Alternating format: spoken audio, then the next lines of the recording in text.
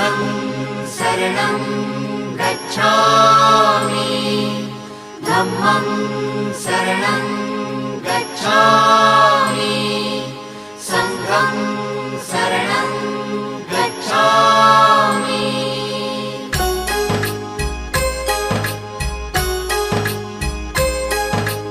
बुद्धं शरणं गच्छामि धम्मं शरणं गच्छामि संघं शरणं गच्छामि। त्याग मूर्ति तू शांत चित्त तू योग रूप संसारी